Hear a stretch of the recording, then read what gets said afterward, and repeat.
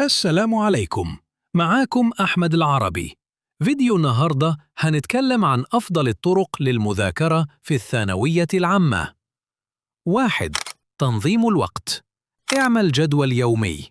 ابدأ بالمادة الصعبة وانت مركز، وكل ساعة خد بريك 10 دقايق.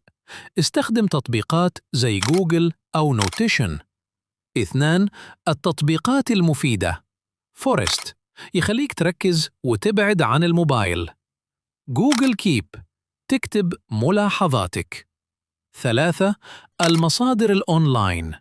تابع قنوات يوتيوب ومذكرات PDF، بس خليك على مصدر أو 2 عشان ما تتلخبطش. 4. الحفظ السريع. راجع نفسك بأسئلة. استخدم الخرائط الذهنية وجرب تشرح المعلومة لغيرك. 5. يوم الامتحان. نام كويس، راجع ملخصك بس، وكل فطار خفيف، وخليك هادي. الخاتمة: لو الفيديو فادك ما تنساش تعمل لايك وتشترك في القناة، وقولي في الكومنتات إيه أكتر طريقة بتذاكر بيها.